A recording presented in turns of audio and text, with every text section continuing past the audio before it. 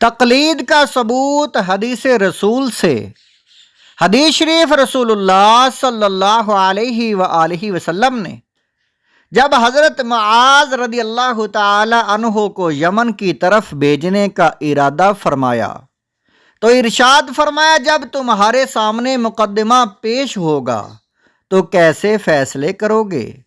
عرض گزار ہوئے کہ اللہ تعالیٰ کی کتاب سے فیصلہ کروں گا۔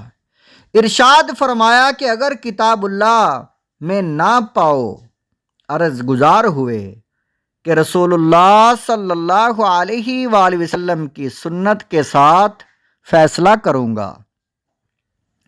ارشاد فرمایا کہ اگر سنت میں نہ پاؤ، عرض کی کہ میں اپنی رائے سے اجتہاد کروں گا اور حقیقت تک پہنچنے میں کوتاہی نہ کروں گا۔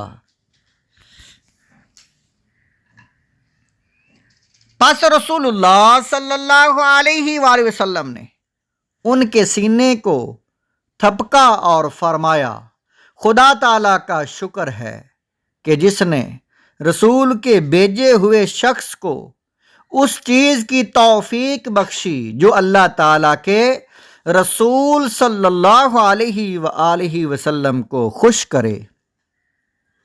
ابو داؤد عربی کتاب القضاء حدیث نمبر 3592 صفحہ نمبر 516، مطبوعہ دارالسلام ریاض سعودی عرب۔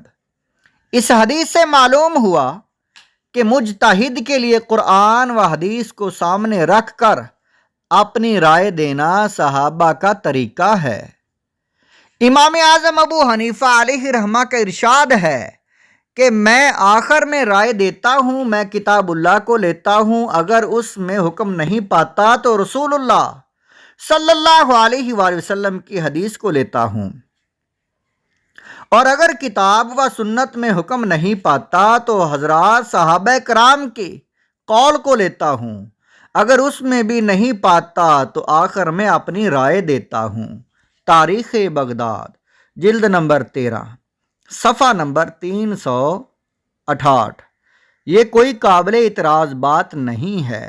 دیکھیے حضرت صدیق اکبر رضی اللہ تعالی عنہ کا یہ معمول تھا کہ جب ان کے پاس کوئی مقدمہ پیش ہوتا اور کتاب اللہ اور سنت رسول میں اس کی وضاحت نہ ملتی تو فرماتے، میں اپنی رائے سے اجتہاد کرتا ہوں۔ طبقات ابن سعد جلد نمبر 3 صفحہ نمبر 136۔ امام ابو یوسف علیہ رحمہ کا ارشاد، میں نے جب بھی امام اعظم سے کسی مسئلہ میں اختلاف کیا تو غور کرنے کے بعد ان کی رائے اور مسلک کو ہی آخرت کے سلسلے میں زیادہ نجات دہندہ پایا۔ مزید فرماتے ہیں، میں بسا اوقات کسی حدیث کی طرف مائل ہو جاتا مگر معلوم ہوتا کہ امام اعظم صحیح حدیث مجھ سے زیادہ جانتے ہیں۔ امام باقر رضی اللہ تعالیٰ عنہ سے امام اعظم علیہ رحمہ کی گفتگو۔ امام محمد بن یوسف صالحی علیہ رحمہ اپنی کتاب عقود الجمان صفحہ نمبر 279 پر رقم تراز ہیں۔ ایک دفعہ امام اعظم علیہ رحمہ حج کرنے گئے تو مدینہ بھی حاضر ہوئے۔ وہاں امام باقر رضی اللہ تعالی عنہ سے ملاقات ہوئی۔ امام اعظم نے تعارف کروایا۔ امام باقر رضی اللہ تعالیٰ عنہ نے فرمایا، آپ وہ ہیں جس نے قیاس کے ذریعے میرے جد امجد کی مخالفت کی ہے۔ امام اعظم رضی اللہ تعالیٰ عنہ نے عرض کی، اللہ کی پناہ کہ میں ایسا کام کروں، آپ تشریف رکھیں، کیونکہ آپ کی عزت و تکریم ہم پر اسی طرح لازم ہے جس طرح آپ کے جد امجد کی تعظیم ہم پر لازم ہے۔ امام باقر رضی اللہ تعالیٰ عنہ بیٹھ گئے۔ امام اعظم علیہ رحمہ ان کے سامنے دو زانوں ہو کر بیٹھ گئے اور کہنے لگے، جناب میں آپ سے 3 مسائل دریافت کرتا ہوں، آپ جواب دیجئے۔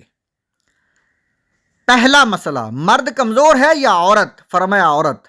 وراثت میں عورت کا حصہ کتنا ہے؟ فرمایا 1 حصہ۔ امام اعظم علیہ رحمہ عرض کرتے ہیں کہ عقل تو یہ کہتی ہے کہ عورت کو دگنا حصہ ملنا چاہیے۔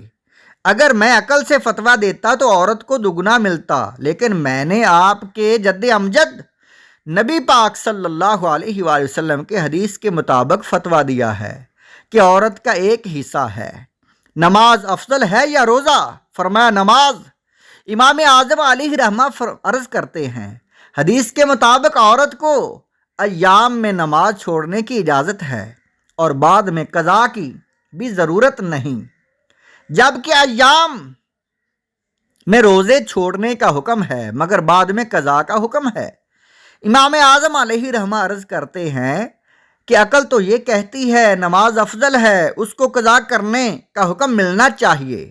اگر میں عقل سے فتویٰ دیتا تو نماز قضا کرنے کا فتویٰ دیتا، لیکن میں نے آپ کے جد امجد نبی پاک صلی اللہ علیہ وآلہ وسلم کے حدیث کے مطابق فتویٰ دیا ہے، عورت روزے قضا کرے گی۔ پیشاب زیادہ ناپاک ہے یا مادہ منی؟ فرمائے پیشاب۔ امام اعظم علیہ رحمہ عرض کرتے ہیں کہ عقل تو یہ کہتی ہے کہ پیشاب زیادہ ناپاک ہے تو مادہ منی سے نہیں بلکہ پیشاب خارج ہونے سے پر غسل فرض ہونا چاہیے۔ اگر میں عقل سے فتویٰ دیتا تو پیشاب کے خارج ہونے پر غسل کا فتویٰ دیتا، لیکن آپ کے جد امجد نبی پاک صلی اللہ علیہ وآلہ وسلم کی حدیث کے مطابق فتویٰ دیا ہے کہ مادہ منی شہوت کے ساتھ خارج ہو تو غسل فرض ہو جاتا ہے۔ امام اعظم ابو حنیفہ علیہ رحمہ عرض کرتے ہیں، حضور اللہ تعالیٰ کی پناہ اس بات سے کہ میں حدیث رسول کے خلاف فتویٰ دوں، میں تو حدیث رسول صلی اللہ علیہ وسلم کو سامنے رکھ کر ہی فتویٰ دیتا ہوں۔